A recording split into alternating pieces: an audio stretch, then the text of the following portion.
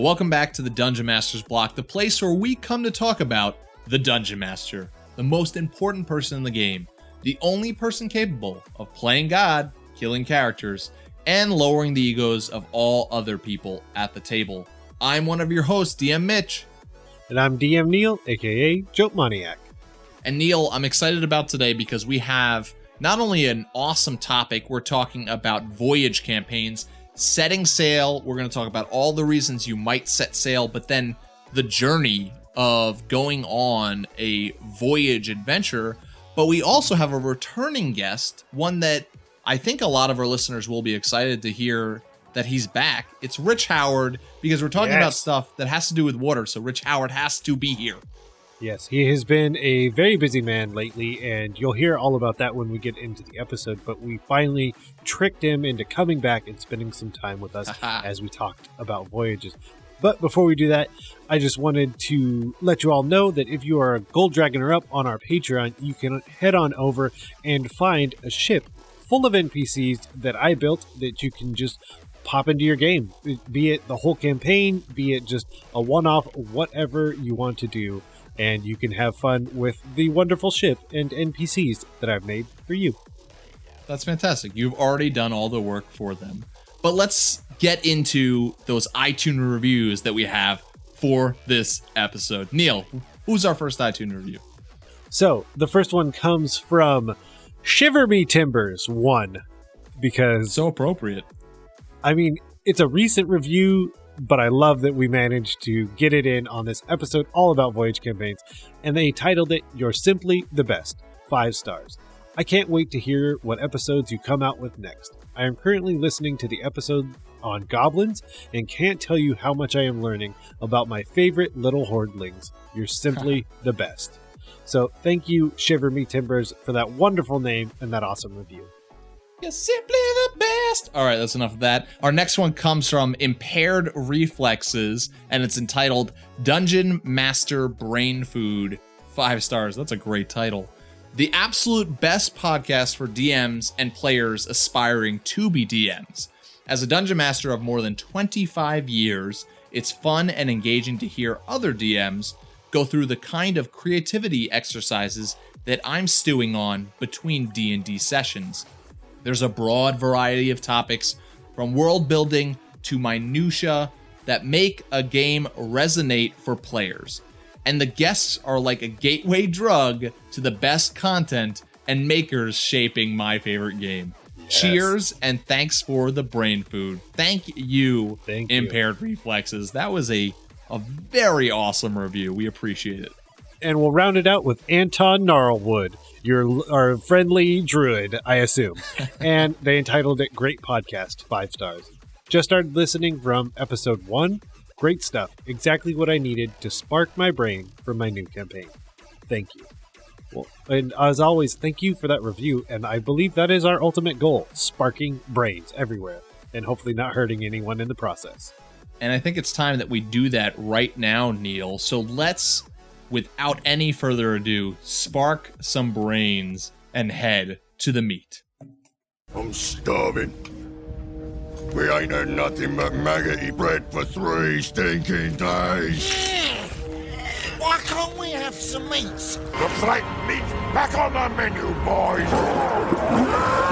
So today for the meat, we have a very special guest back with us. It has been way too long for Mitch. It has not been nearly long enough for me. I am totally kidding. And we have back with us Rich Howard, game designer of many things for many systems, and of course one of the hosts for Whelmed, the Young Justice Files, which I have no idea what that is, so I'm very interested to hear all about Whelmed, the Young Justice Files. You know more about it than I do. That's probably true. Yeah, welcome back, Rich. Hey, everybody. It's been way too long, as Neal has said. It has been way too long. I refer people to my first podcast appearance way back in, oh no. It's been so long. Yeah. Episode 19. Yeah, I know you are a fan favorite guest, so our guests will be excited for your return. And of course, we are going to talk about some things to do with water because it's Rich Howard today. What? So shocking. Amazing. But kind of like what Neal was saying, last time you were on, you were not working on this specific thing that we just talked about. So can you tell any of our listeners who might not be aware of what Whelmed, the Young Justice Files is? Can you tell us a little bit about that? Sure. Well, if you remember back in the episode 19, Mitch and I went head-to-head Aquaman versus Namor. I won, of course, as usual. Yeah, that's how it went. Well, so people are probably familiar with my love for comics in general, of course, and including Marvel and DC. But since then, I started a podcast with D. Caleb G. from the RPG Academy Network. He was a first season co-host, and then my new co-host is Emily Buza, who's fantastic. And our producer and editor is, the amazing Neal Powell. Oh, hey. Whelmed, the Young Justice Files podcast is a fan cast about the DC animated series Young Justice, but we do more than just talk about how much we love the show. We actually break it down narratively. We talk, of course, having a lot of role-playing game people involved. We talk about what you can learn from each episode, about how to carry on, say, masks games, superhero games, but also if you're writing or creating comics of your own or writing novels. Emily's specialty is believable romantic arcs that you can put into your writing. So we do a lot of breakdown of that. And of course, we have some great discussion guests, including, Neal was on for a discussion as well. But also like Quinn Wilson from the Swallows of the South podcast. He came on to talk about the use of linguistics and psychology in development of character in your storytelling, which is amazing. Jeff Stormer from the Party of One podcast came on to... And he apparently has a degree in comic history that I didn't know, so he just schooled me on so much stuff. I did not know that, but that does not surprise me from how well he did on Geek so Wars. I talk about it. Yeah. If you listen to, we recently did over the holiday, we took a little break and we did what we called Whelmed reprints. And I put Jeff's two, I had Neal put, I should say, together, Jeff's two guest spots with us. And if you listen to the intro, I'm like, well, I was like, wow, Jeff Stormer, I'm pretty humbled by I thought I knew a lot. This is great. And then, of course, I find out, and I'm like, God, I'm glad I was anywhere near him on Geek Wars. I've never heard of a lead buried so deep because it's not his first appearance. It's halfway through his second appearance where he's like, well, I have a degree. It was at the end of his second appearance. We were off mic, and I was like, what is happening? And he's like, well, it makes sense. I have a degree in it. And I'm like, a degree in what? And he was like, English with an emphasis in comic literature. I'm like, you didn't mention that for your bio? Seriously? Anyway, so we talk about a lot of stuff. So our discussion sessions aren't just talking about the show. They're talking about the creative process. We've had Steve Kenson from Green Ronin Publishing on to talk about role-playing games. And we've had Brennan Conway, the creator of Masks, on the show, ran an AP for it. We do a lot on the show. It's not just sitting around geeking out about the show. And we're real proud of it. And recently we've been invited up to Burbank to record for the DC Daily Show because the third season of Young Justice, after 6 years, is now out in the world, and it is incredible.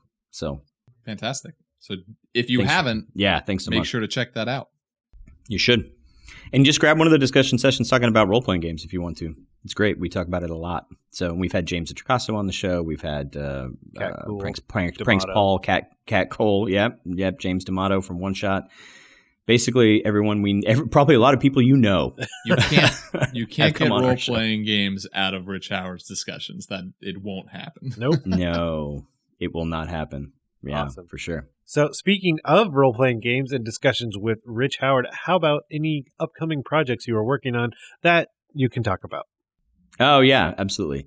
What I can talk about is two things. One, right at the moment, Jim McClure and Third Act Publishing has a Kickstarter that's active called Reach of Titan.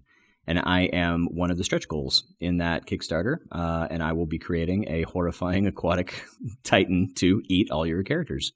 But only if we reach that stretch goal. There's some incredible people on that project as well. And then in addition to that, I am the concept lead on a game called Descent into Midnight. It is a Powered by the Apocalypse game, co-designed by myself, Taylor Labreche from the Leviathan Files, and Richard Kreutz Landry, the Origami Gamer. We are working on this project together, and you are playing alien, aquatic, sentient creatures on an alien world in an alien ocean in a advanced civilization that's technology is based on biotechnology and psionics. So it's a science fiction setting. We refer to it periodically as aquapunk. So you are psionically trained guardians on this alien world, protecting your community and yourselves from an existential and physical corruption. The world, it's key. The world has never been touched by human existence. So this is an entirely alien world in an alien mind that we try and put your mindset into for this setting. Hopefully we'll have our Kickstarter going out later this year, which is our plan before Gen Con. But you can actually go check it out now at descentintomidnight.com or at DIMRPG on Twitter. We have pretty soon, I think our 4th playtest packet is going out pretty soon with all of our new playbooks. So you can go check it out yourself right now. I don't know, Rich. Doesn't sound like a project that I would have thought that you would have been interested in helping in. But I have no interest in this. I really just no. See, it is everything that's Rich. Somebody was like, "Oh, Rich made a role playing game about underwater aquatic superheroes." Yeah. Amazing. Basically, yeah, psionic superheroes. That's me. Fantastic. Yeah, it's me in a role playing game. Yep. All right, Rich, we got one more question for you. This one is a surprise question, and this one comes from one of our cosmic dragons, Jared Arteche, who, since we're speaking of Geek Wars, I'll just mention here because I know he'll love it, that he was one of the winners of Geek Wars Live in 2018 at a Catacon. But oh my so goodness. here is his question, and I'm actually gonna put a little caveat to his question for you, Rich. His question is, okay. If you had to end a world you created, apocalypse style, what way would you do it? And I'm going to put a little caveat here that because it's you, we have to say the world that we're talking about, whether this world is completely aquatic or like you have the separation between land and water, aquatic apocalypse, ending of all civilization in an aquatic world. How do you do it? Wow. Okay. That's quite a question. So there's 2 things you want to think about. One, it's not as difficult as you might think to do. I mean, we're looking into it now, right? Right. Yeah. We're doing a little real world research at the moment. But if you're talking about dramatically, if you're talking about something that player characters can get involved with, or a story or a narrative that you're getting involved with, you want it to be a little bit bigger. Right. And so if it's is this a magic world? Is it a sci-fi world? I mean, you can always go with an asteroid, but that doesn't sound fun at all. But the first thing my head goes to is J.M. Perkins talking about the shadow apocalypse, right? Way back in the day when you guys were talking to him about horror in games. Yep. So I would think about what would I do in a world? What would I do in a world where there's a monster or creature that is out of control that would end everything, right? So what would throw an aquatic ecology out of whack? Gosh.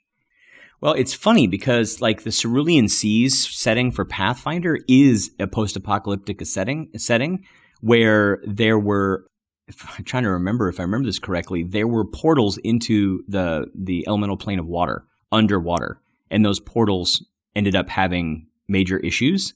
And it caused flooding of all the land masses. So there's very little land mass. So the entire setting is an aquatic setting because either everything on the surface died or adapted. And so it's technically a post-apocalyptic setting, but it actually just made the aquatic setting exist in the first place. And so you could do something where you're talking about something like similar, where when I think portals that are entering into an aquatic world, I think hydrothermal vents. So if something something that's deep within the planet itself finally gets tapped into, maybe something that was put there or something that was buried there, what happens if you have a titan? Like say the history of your world has a titan, and that titan was or god or demigod was placed at the center of the earth to keep it under control. Well, what happens when the planet shifts and changes, and suddenly something comes pouring out of these hydrothermal vents, right? Maybe it's the blood or the essence of this demigod or this titan spewing out into the ocean, causing massive ecologic change. Maybe it mutates creatures. Maybe things start coming up from the deep. And you're like, wait, what? Like, and these are things that are now modified or harken back to an ancient age. And then something completely out of control, like say the trench in Aquaman. You got, if anybody's seen the live action movie, you got a glimpse at what the trench looked like. But in the comics, it's kind of what the trench are. So you could do that, and that could be something that the PCs could potentially fight against. But if you want to make it an ecological apocalypse, you want to make it severe. You don't want to make it like, oh, this is our little campaign that we're doing against a horde of bad guys. You know what I mean? You want to make it so that countries are dying. Like, countries have already died before you even realize what's happening. Well, and I feel like the scary thing is like putting it in the, well, okay, let's talk about an aquatic world's apocalyptic event. Well, if all of the water becomes so deadly that all of the creatures in the water are dying in the aquatic world, anything on the surface is going to be just as much in trouble once all the water is killing everything in it. So it could start there, but then it's this chain reaction beyond the seas to the land, and the whole world's in trouble. Well, here's the thing. How do you solve that? And you're like, the first thing you think of is like, well, we're just going to have to plug up all these hydrothermal vents. Now you're killing the world yourself, because there's so much matter and chemicals coming up. Everything that lives around it is all chemosynthesis. And then those things that get eaten, and then those things, go up the food chain. So like it would change everything about your world over time. It would become an Athos, basically, like a dark sun. Like you could set a setting in your next campaign after that. It could be a very different campaign, is what I'm saying. Like trying to survive in these dead zones. Well, thanks, Rich. We appreciate that answer to that question, and thanks, Jared, for asking the question. So we got good a whole question. Yes. I'm going to be thinking about that question before the meet began. But it is the perfect way to take us right into the meat about talking about Voyage campaigns, because basically everything Rich said is a reason to set sail, and that is kind of the first part that we want to talk about. Is why are you there needs to be some level of motivation that has your players getting on a boat and setting out, and the rising tides that are raising all ships way too high could certainly be one of those reasons. And going and searching out what is wrong, these things coming up from the deep, like what is wrong. So what are some ideas that we have as to why a party would even begin to set sail? Mitch, I know and longtime listeners would know that you had an entire campaign that I believe had Voyage in its title. Yeah. I mean, it was all based on what is beyond the unending sea. Is there an end to this unending sea in my world? And it was that voyage to see if they could reach an edge or another land. And that's a perfect place to start, is a voyage that's based on exploration. Has the world been has everything been discovered? Are there lands out there that have not been discovered? Is there an edge of the world? Is that making people afraid to go on these voyages? Well, some people are not going to be afraid. Some people are going to go, we got to know. We're adventurers. If there's an edge, then we're going to find it, but we have to know. And exploration is the perfect place to start, in my opinion, with a Voyage campaign. Yeah, absolutely. I think it's a real straightforward one, right? What's out here in the world. You could also do a Voyage campaign if you're starting in a homebrew world. You could just make the homebrew world archipelagos, right? And I've talked about, you can go back to listen to the other guest spots I've had, but I talk about things. If you have a world that's covered in islands and not covered in giant continents, then you have other problems like giant superstorms that don't get broken up by large land masses and, those kinds of things. So it becomes more than just like, oh, we're in a storm. Oh, no, not like any storm that we know. So you have to be able to figure that out. And strangely enough, a lot of cultures that are island based, even like an empire like the Japanese empire, they didn't do a lot out in the open ocean. Even though you'd think that these island cultures, these Polynesian cultures and whatnot, that seem to be great sailors, they're great sailors for the area that they're in. And yes, there are definitely these, people that go out and explore different areas, or they get caught in storms and are, sent to new lands. But they're really good for that close up. A great example of that is the movie Moana, right? Where the culture was like, no, we're here now. We used to be explorers, but it got ugly. Don't go past the reef. And we're here, right? And so it's terrible out there. There's terrible, terrible things out there, right? But there's a history there that you could tap into that a hero might be like, but my ancestor did X and I am compelled to do this as well. That's a great way to do it. Exploration is great, but in Moana, it's not just exploration, it's saving the world, right? And so you could do other things. The Demon Plague campaign by James Introcaso, right? That campaign is a thing where there has been an evil that's frozen in ice, and that ice has now been melting, and now this evil has come out. Well, you can do the same thing with something else. Say there's somebody opened an unclosing portal to the elemental plane of water, and the only way they could shut it down, like in the Arctic, was just freezing it. Well, what happens if that breaks open and suddenly the oceans are rising and no one knows why? Like, it's just happening. And you have to figure out even where it's coming from at all. Like, where is it even coming from? Much less going and trying to stop it and becoming powerful enough to stop it. And what is it waking up, as it's pouring out? So if you want to tie it into this apocalyptic thing that we were talking about earlier, that's always a good motivation, right? You could also have your players work with you to create, like, say, even an island continent that's fairly large. Have them help you work with this, like create part of this, and then in the first game you tell them, oh, by the way, it's 10 years later, and like there's 20 miles of coast all around this island. All of these cultures that you helped me create are now underwater and dead, right? And everyone's in the center, like say Australia. A lot of the settlements are around the outside, with the exception of the cultures that have been there forever, right? Because they've learned how to live in the central part of the continent. And then it becomes like, oh no, right? Like this thing we helped to create is actually like, oh, I created part of this city and now the city is underwater, right?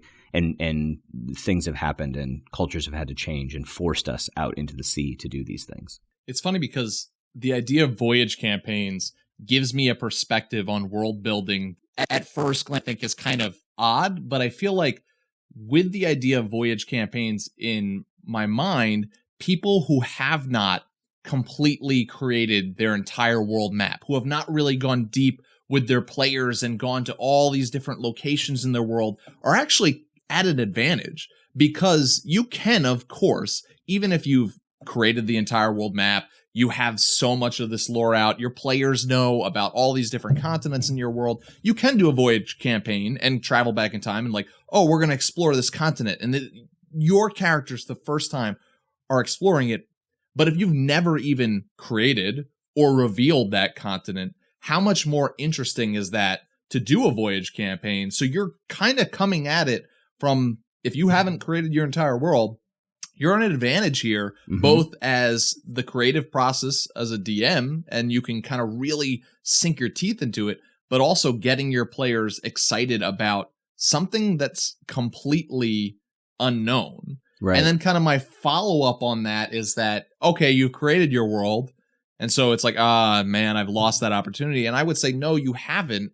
What if you were to take your world billions of years into the future, where now the whole landscape has changed, and maybe that continent, because of, we've talked a lot about cataclysmic events here, has changed that huge continent, like you were saying, Rich, into thousands of islands. Yep. And the world's going to be extremely different billions of years into the future. So you can just jump into a different time after an apocalyptic event. And maybe at that time, technology and stuff is even lower, is even worse than what you have been playing in. But now you have a whole new world to explore and unknown things to explore. Absolutely. I call it pulling a Numenera. Right? You've gone so far into the future that you've cycled through and you're coming out of a dark ages again, a dark ages of technology. And so if it's a world that's moved into the future where magic once existed and magic is your technology, then maybe you're rediscovering and crazy ancient things. I had a good friend of mine who had run a campaign. This was a long time ago. And he got a map of our world and a topographic map, and then used a computer to raise the water level up so that it would just wrap around, a certain level of topographic level, and the world, and then turned it on its side. And there's no way to recognize that it once was our world, right? And you get these weird islands and all these places out there, right? Like that, there's no way to recognize that it was like, oh, this used to be Africa, right? But like now you've got the space that you can work with, even as a springboard. But also, I think it's a great creative space for being a dungeon master, but it's also a great opportunity to engage in player agency. You're going to this new island, and it's like, okay, you're approaching this island, right? You guys are starving, you're running out of fresh water, you're finally seeing land. Ask your players, what is one thing that draws you to the island? And what is one thing that's terrifying you about this island? And then sit back, because they will give you something that's far more terrifying than you can come up with, because it's their terror, right? Not your hope, not you making something up and hoping it's terrible. And then use that as a springboard. Like, you may have ideas of like, oh, well, I want to put an ancient temple on the island, right? I want to put these clues that are important for the campaign on this island somewhere. But once they bring to you some of this flavor text, then you can really flesh out where you want to put this. And you may be on that island for 5 or 6 sessions, right? So you can put your stuff in there, but it will have that kind of cinematography to the island, the viewpoint and the through line of the feel that gives them the most important, the thing they think is the most important, which is what draws you to the island, and the thing that's the most terrible. And they will give you those two extremes, and you just work in between the middle of it. And if you're doing island to island to island campaigns, you can do this. And if if it doesn't work out, you're there for a session and off you go. Yeah, so we have this idea of exploration. Rich, you've talked about a journey that has like a set destination of like, we need to save the world. And so we have to go to this place to fight this monster or fix this problem. Are there any other ideas that we can have for what causes a voyage to start? Neal, any thoughts on that? The other one I thought that'd be really fun is if you like message in a bottle, but like a shipwreck. Ooh. Of something that no one understands was the one that kind of came up as the catalyst for what the players want to go find. Like, maybe people have never really thought or cared about what's out there until something clearly from out there showed up. Shows up on a shoreline somewhere. Yeah. And it changes everything. Oh yeah, because now, the perception is going to be the same concept as like aliens crash land, and we got a lot more questions now. But right. It could be an entirely new race as well. To really let that expand out. The body of a new race. I'm like, now we've got the fantasy equivalent of Area 51 going on. Yeah. Well, yeah, and I wouldn't want to have it be too much information because that's kind of it's the catalyst for the voyage. So I would want just enough seeds. Well, that's it. Like, you don't have a living person. Yeah. You have a body that washes up. And at first you think, oh, this is a strange creature from the depths, until you kind of check it and it's like, oh, it's wearing clothes or has tattoos or has gear and equipment or maybe what you consider an artifact in your world, depending on your magic level in your world. Maybe you have a low magic world and they're showing up with a staff of the Magi, right? And you're just like, whoa, right? Or even an entire vessel filled with bodies of a different race and a ship that is so foreign and so strange looking that maybe when you approach it on the beach, you don't even at first think that it's a ship. And then upon closer inspection, you're like, this is a vessel. Like, and there are people, I assume people dead on this.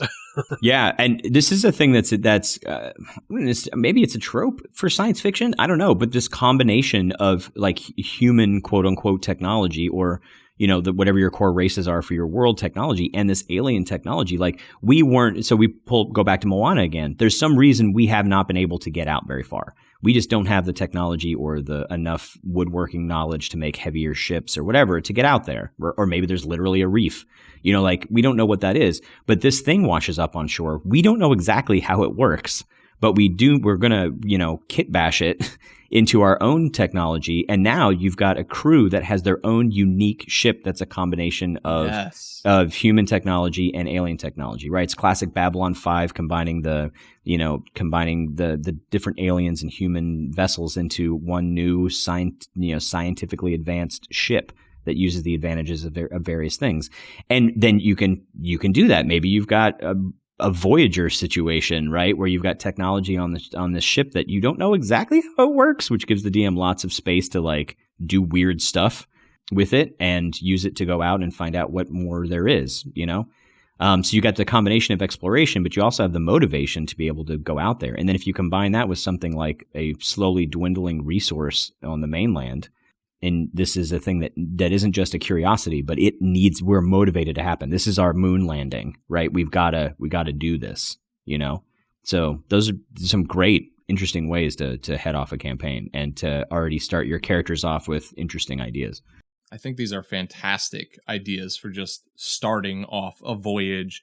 Like you could, of course, do other simple things like the voyage could simply be a trading vessel going around to different islands, or you can go with a Navy ship and you're all part of the crew. But there are plenty of different ways to start that voyage. But there are a couple other elements I think that would have to go into starting a voyage. What would be some of the elements? You know what the catalyst is. Are there any certain preparations that would be a fun thing to role play for a group of adventurers going on a journey? And before they get on that ship, what are some things that they would have to prepare to get ready? This is always the question, right? How much do you want to use the encumbrance rules? Yep. Right? How much do you want to track arrows and some people fresh love water? It, some people hate it. Yeah. Some people don't. So you're going to want to put it in. But and I put a little bit of thought into this, but I think there are ways that you can do, say, fresh water. Fresh water is a big thing, right? Scurvy, right? You need vitamin C out in the ocean. And if you're not taking fresh fruit doesn't last very long, right? Then you've got a problem, right? Something that's got that going on. You can do those kinds of things. You have to find a way to make it fun for your table. And I don't mean like scurvy's fun, but like you need to, but you need to find a way to make it dramatically interesting, I guess is the way that I want to put it, in my opinion. Some people like to do the number crunching and the min-maxing of what we have and how we have the resources. Man, lean into that. You got a table that loves that, lean into it, right? How much do you need and what are you carrying? Like, have that player be the one who's in charge of those things. Right. They might love They're the quartermaster. And he or she might be like all about making this list and doing some research and being like, no, we prepared for that. I have put those items on board. Right. Or vice versa. They're the ones going like, hey guys, we got like 2 days. We got like 2 days of fresh water left and then people are going to die.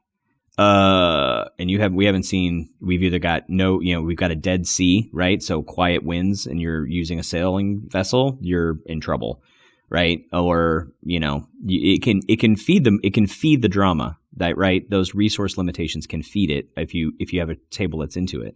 If you don't have a table that's into wanting to track all that, I mean, you can certainly hand wave it with magic again, like whether or not, or technology or whatever it is that you want to use, you could do that. There's downsides to that too. It's easier, but the downside is that it becomes less of feeling like this dangerous mission and more like, why didn't everybody just do this? Yeah. Why are we the first ones, right? You want to make the players feel like they are exploring, right? Like they are discovering things for the first time, which gets into like the journey part of it as well, like what that is. If you're saying in your world that we'll just say that there's just humans, right? Or your core humans, dwarves, elves, basic stuff, right? You get in your boat, you go out. Well, if no one's really been out there from your civilizations and you run into Sahuagin for the first time or Kuatoa for the first time, no, think about this. Why would they attack you? I mean, do they have this relationship of attacking with other aquatic species? Or are you going to run into Sahuagin for the first time and be able to turn this on its ear for your players? The players are scared of Sahuagin. The people on the ship have never seen them before. They're going to be fascinated by them. And the Sahuagin might also be like, oh, this is interesting. What is this? And you might end up having a situation where it's like, oh no, we have a trade agreement with these Sahuagin. We figured out how to do this with them, and they are now partially allies. They may have an edge to them. It may be making deals with Klingons or whatever you want to make, but you can change things around in this way. Because if a culture's never seen another culture like this before, they're like, there's a domino effect of how that works. And then if you're allied with the Sahuagin, what if you then run into merfolk? And then you find, oh, wait a minute, now we're allies with the Sahuagin, and now we ran into merfolk, but the merfolk and the Sahuagin have a problem. Or maybe the culture on this island that we run into has been hunted or whatever by the Sahuagin, but we have a deal with them. So what side are we on now? And what are we doing? And, you can get into a lot of things if you just take a minute to kind of think about the consequences of having not been exposed to the other cultures not being exposed to you even. And every culture is going to mean a different way of having these diplomatic, if you are given a chance, encounters. I mean, if you run into a sea monster that just wants to destroy your ship, you might, unless it speaks Draconic and it's a intelligent creature, Right. you're probably Sure, not going to be speaking to it and say, please don't attack us. It's going to want to attack you. Or a Kraken might just simply attack you. But yeah, like, merfolk are going to be different than Suagan. And I even thought of, like, what if you run into Kuatoa? Because how in the world do you run a diplomatic encounter with Kuatoa, who are just, if you know anything about the Kuatoa, completely insane? But it might even work to your advantage, because with their insanity, they see your vessel coming towards them and they think it's a god because they love making up gods. And how does that happen when you run into some Kuatoa who are worshiping your ship and think that you are the exalted servants of this new god that's entered in their territory? Let's throw it back a little bit. You've created this ship that's partially your technology and partially whatever you found on the beach technology. And maybe some of that, maybe there's a symbol on a device, or there's something on your sails, or there's something on the ship itself that you salvaged from this other thing. Well, what happens when you run into Kuatoa, or maybe you hear about, these dangerous Kuatoa, and when they show up, they're not dangerous to you at all. And you're like, now it gives you like, wait, do we negotiate with them? Do we talk to them? Do they know something about this? Or are they just crazy? Like, are they just insane from, like creatures from the deep, the Cthulhu kind of crazy, and if they are, and they recognize us and now they're friends with us, what does that say about the technology we have in our ship? Right? Like, so there are things that you can do to keep, my big thing on the table is trying to keep expectations, trying to make things sound familiar but different. Like, what a Kuatoa looks like, or what a Suagan looks like, or that's great, but don't, check your player knowledge, right? Check your out of game knowledge. What does your player character really know? And can we create something new and interesting from this interaction instead of just the same stereotyped fight, in the game? You could have real good fights. But the other thing about Kraken, what does a Kraken care? Why would a Kraken attack your ship? Why would they care? A Kraken the size of a metropolis that we were talking about in our previous sessions, you're not even a snack to them. So if they're attacking you, is it because of the technology on your ship? Like, they're not just angry. Like, they're just doing their thing. Why doesn't it just show up? Why doesn't an eyeball the size of your hometown just show up at the surface looking at you, trying to figure out what you even are? Again, it starts to create non-combat situations where players might not know what do you want to shoot that in the eye? Probably not, So you might want to figure out what to do from there and what that means. I think that leads to a really good thing about the journey is also the ability to always kind of hone in on the interpersonal conflicts, or, just the fact that you have this, what would be a large number of people in such a small space. And if you've ever experienced that in the real world, that leads itself to so many discussions and, tensions running high and things like that. So there's a lot of really good RP moments that are always available because you're stuck in this very confined space doing this very high stress situation, and going back to everything could be fine until so-and-so brings up the fact that, hey, we're going to run out of food in 2 days, or fresh water in 2 days. And now how does everyone view it? Or even like you said, the Kraken, one person may say, yes, we 100% should point this ballista down into this eye. And and how many people are saying, no, please don't do that. Right. Yes. And that's very possible. And that brings us to a thing like we were talking about preparations, right? How big is your ship? How many players do you have? How you have many 4 ships players? do you have on this journey? Yeah. How many ships do you have? Ooh, yeah. What if you're pulling an Enterprise D? What if it's a colony ship? What if you're forced to make this thing into a huge colony ship, right? Or what if it's not just one ship? What if it's a whole flotilla? Right? You're doing again back to Moana with exploring a bunch of different ships that do a bunch of different things. Right? Or a Battlestar Galactica equivalent, right? Where you have a bunch of different ships that have different specialties and going back and forth. And then if you're playing a D&D game or, like Dungeon World or something where you have these standard classes of like Druid and Ranger and Fighter, what other things would a Druid do on a ship, right? What could they do on a ship? And that would be very helpful. But then how many NPCs do you have that you're involved with? And How much resources are they taking up? Like, you could do that kind of thing as well. And when they start dying, when you get into combat, it matters. Because if you don't have enough people to man the oars when the wind goes down and you have no sails, that's a whole different problem, right? So, there's you can do lots of this kind of equipment management.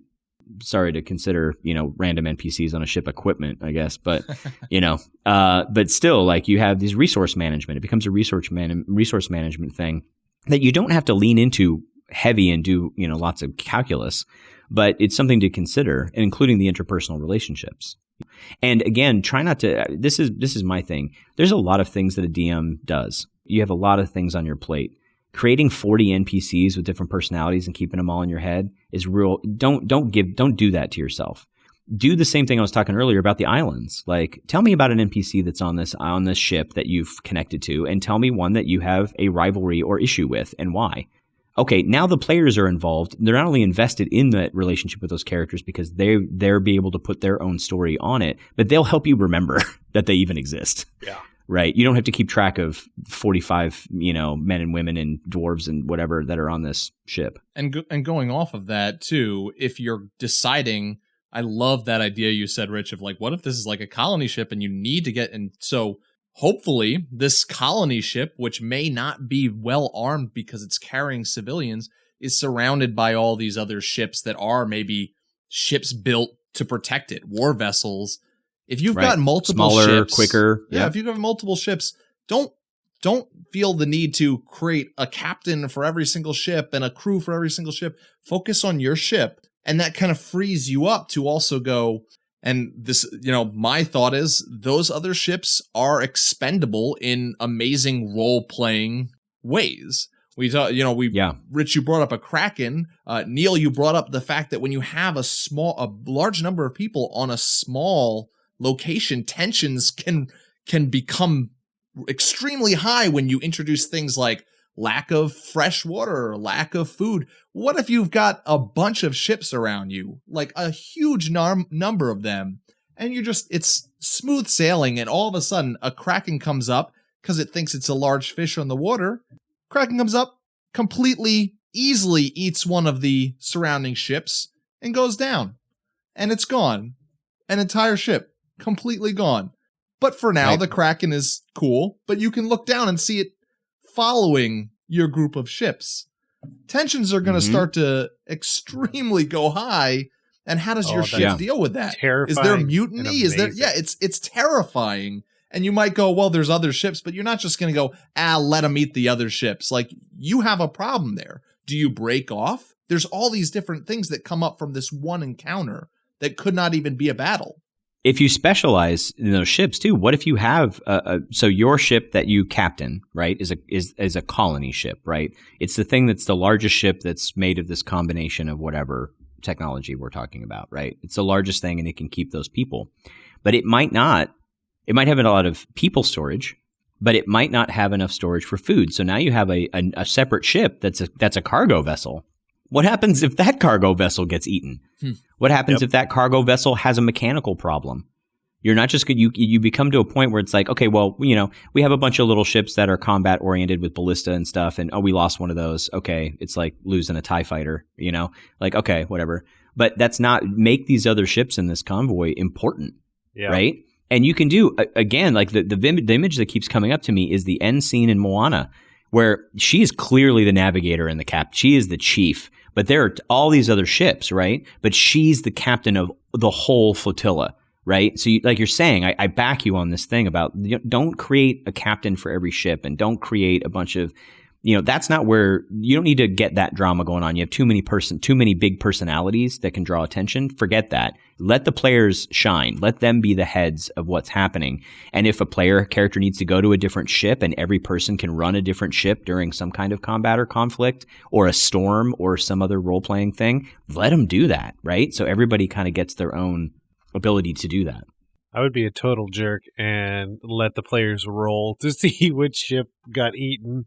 And basically, you totally make the players make that roll. Absolutely. You don't make that roll. They'll be mad at you. They can't be mad at... Yeah. You just ask the player, like, oh, you're looking over the side of the ship. You're looking at a specific ship. What's the name of that ship? Like, Tell me a little bit about that ship. What are some details you know about the captain? Do you have a friend on that ship?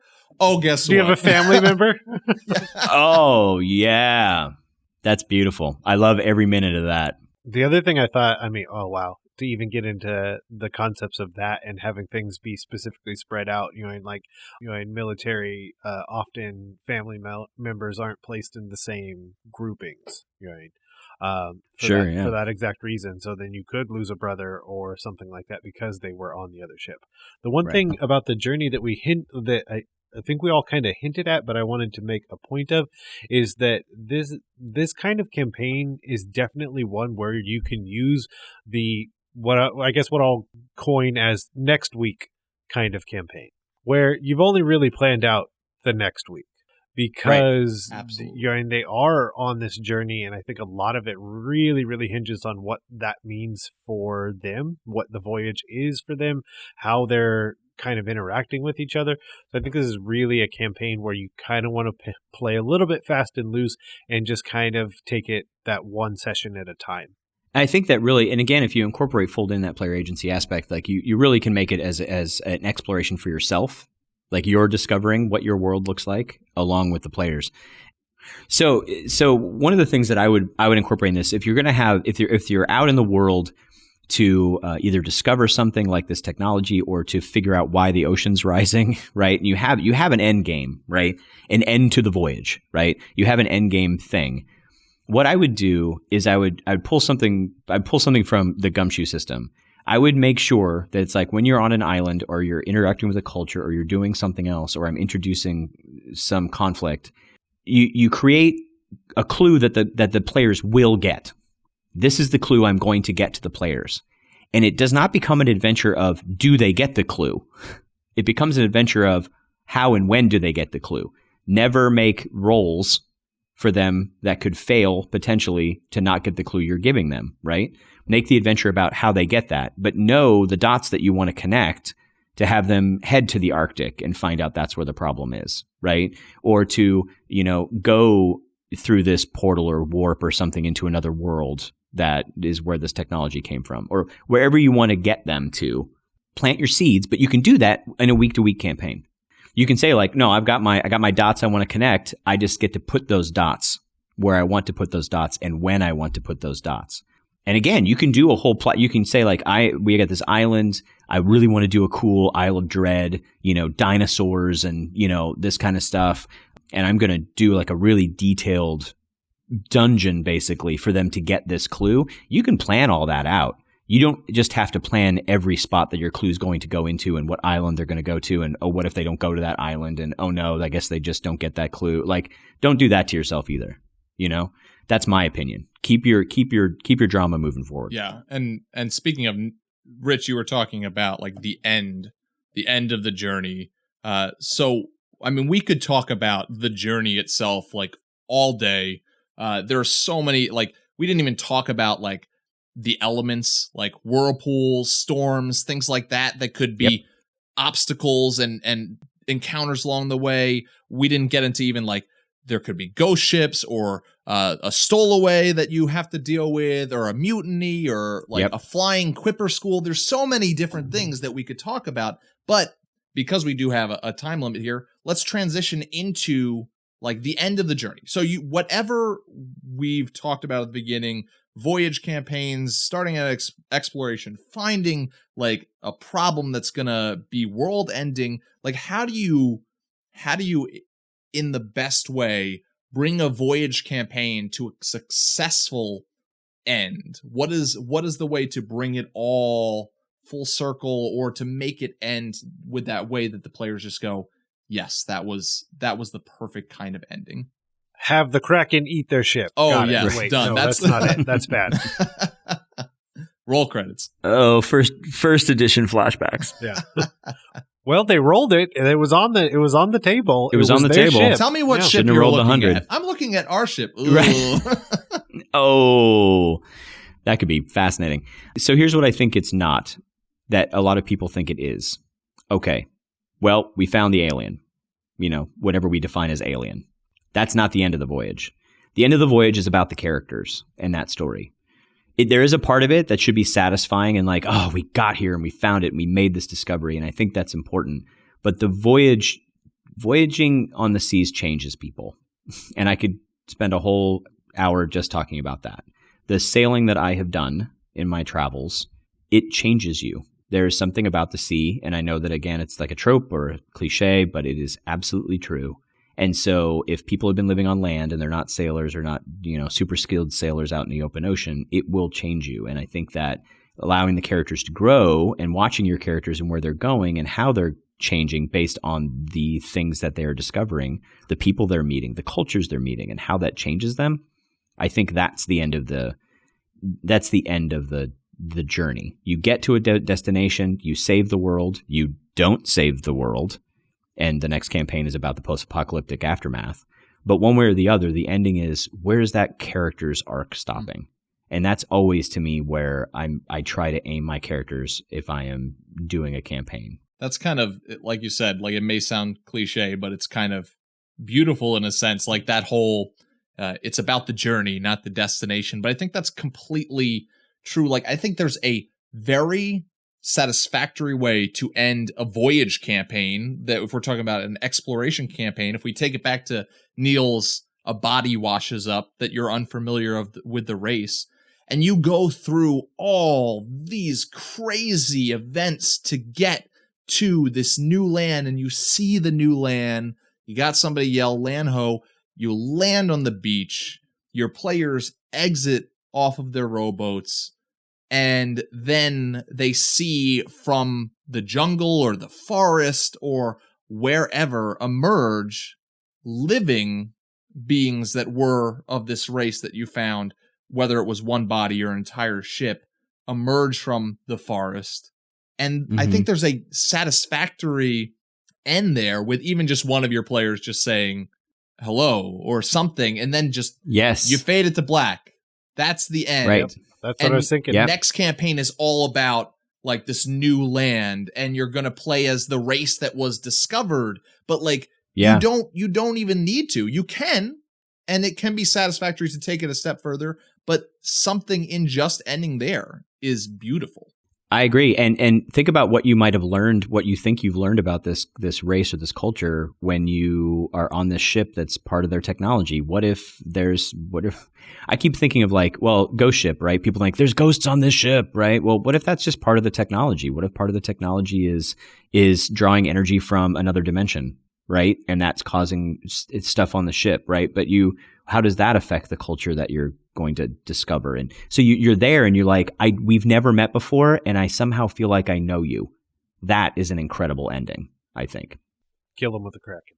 Well, I mean, going back, like, the whole point of the discussion is a Voyage campaign, because you could just as easily have your whole campaign be in that new world by drawing this super classic dotted line from where the players are to where the players will be. That's and that's the purpose of this discussion, is that it is the voyage, it is the journey. I think having that ending, there has to be a goal. Maybe it's not something that they set out to find, but along the way you will realize what your player's goal is in this voyage, and that needs to be the end point. Them reaching that goal. And it could be something completely different from what you thought they started out to find, but you need to eventually hone in on that and get them there. What we were looking for were aliens, but what we really found was ourselves. Yes! Oh, what if it was just themselves? And we didn't even talk about this type of journey, but it could also, the start of the journey could be you're in an unknown place and you're trying to get home. An Odyssey-like adventure. And the ending there is you reach the shore, your wife is on the docks, or your husband's on the docks, and you run towards them, you embrace your kids, your family, and cut to black. What happens if you get on the ship and you've incorporated this technology and somebody does something and it's like they're waving goodbye to you as you're going off but then literally the entire ship teleports away. Yeah. Oh. And now you're again in a bit of a Star Trek Voyager situation, right? There's a lot of these. I think it's important not to ignore science fiction's influence on this kind of campaign, because it's really what it is.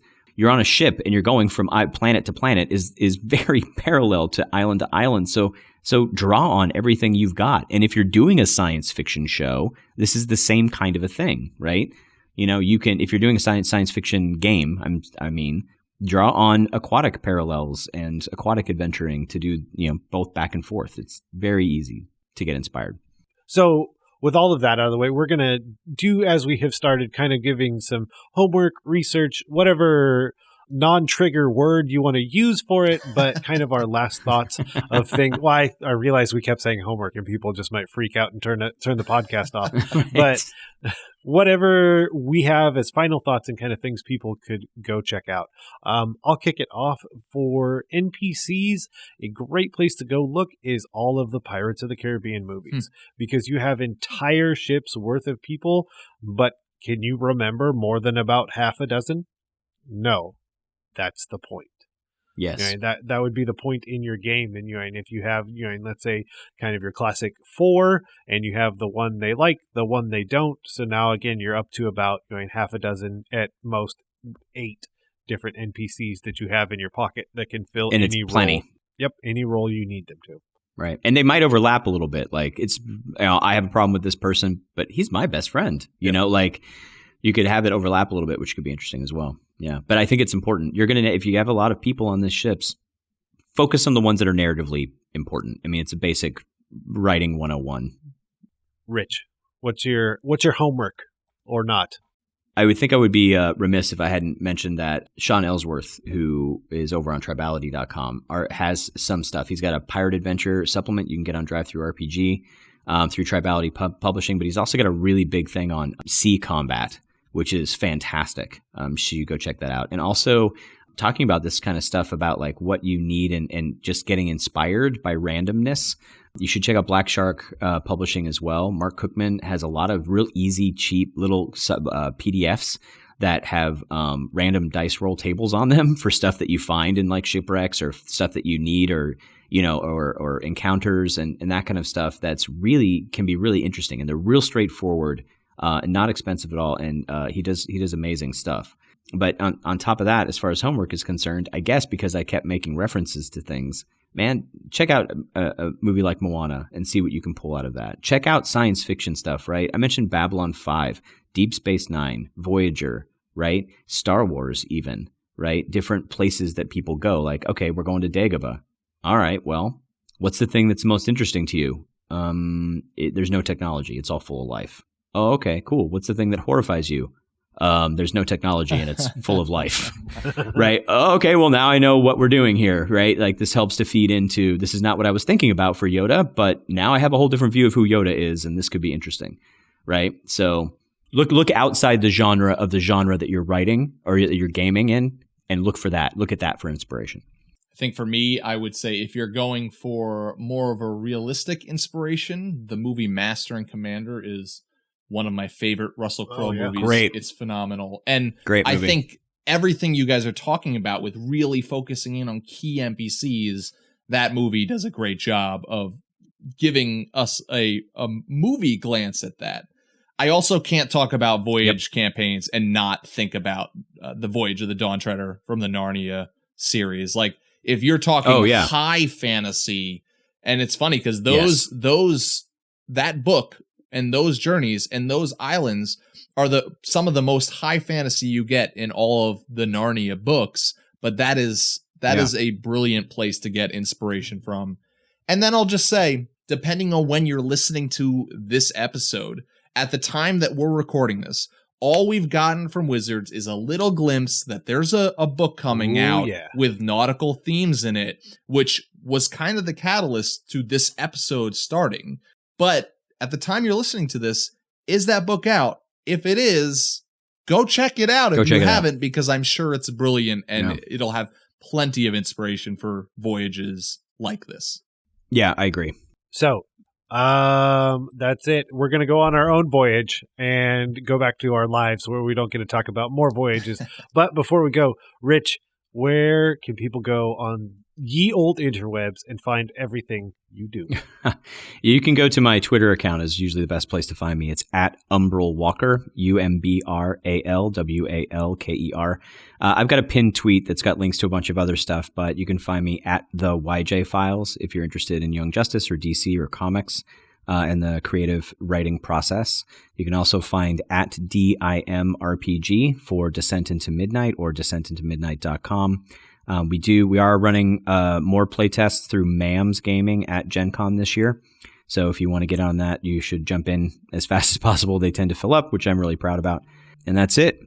Okay. Well, Rich, thanks for coming back Thanks on so and much. talking to us about Voyage campaign. Anytime. I love coming on and talking to you guys. But they have been asking for their mail on a daily basis. It's all they're talking about up there. That right there is the mail. Now let's talk about the mail. Can we talk about the mail, please, Mac? I'm dying to talk about the mail with you all day, okay? Welcome back to another segment of the Mailbag of Holding, where we talk about ideas, stories, and questions from you, the listener. So this email comes from Katie, and Katie writes in about actually believe it or not, back when this was a segment not on DMnastics, Neal, but on the real show, a light bulb that we brought up, where we talked about something called a life point.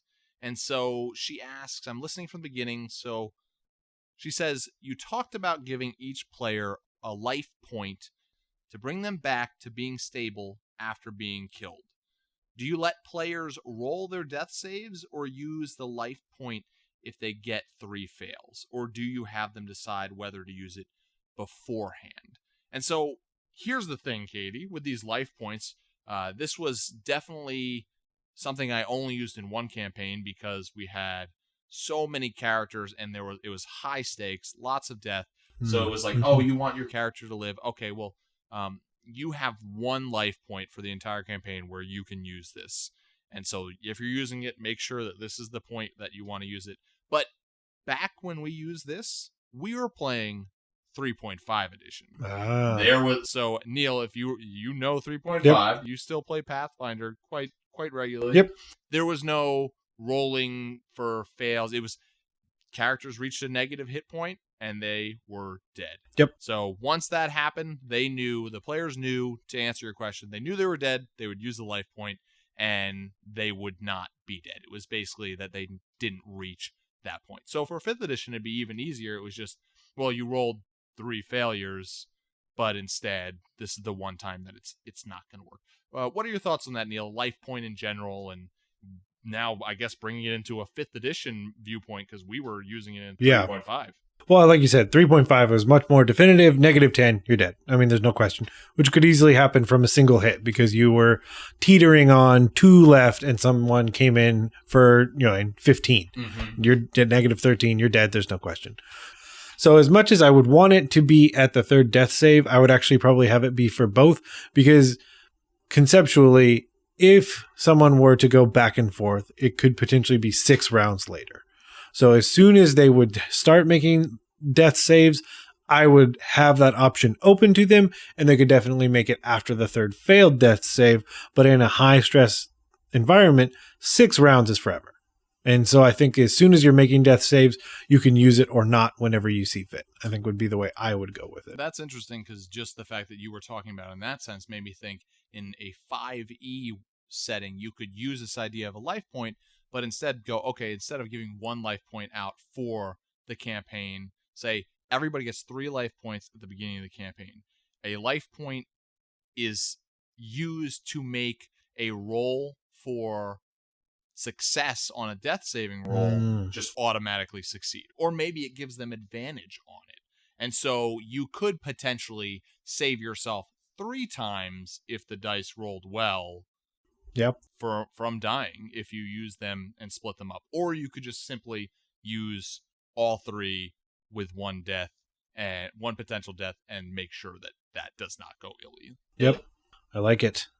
So thank you so much, Katie, for writing in with that good question about a life point from way back when. Yep. Blast from the past. Thank you.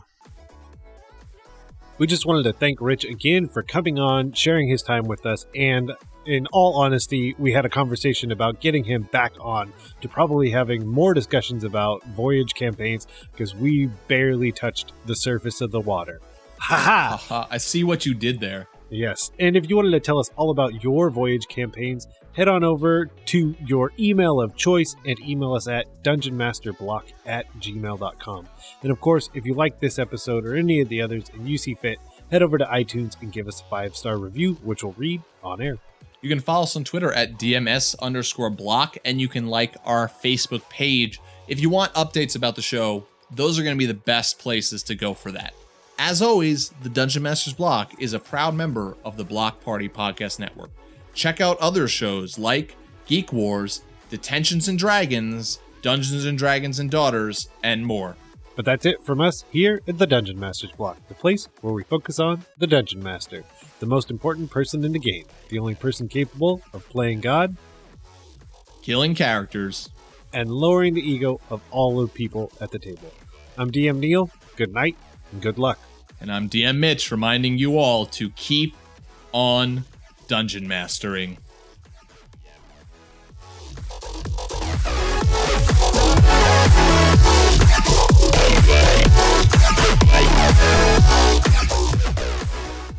So for today's haha, I had to get myself pumped up apparently.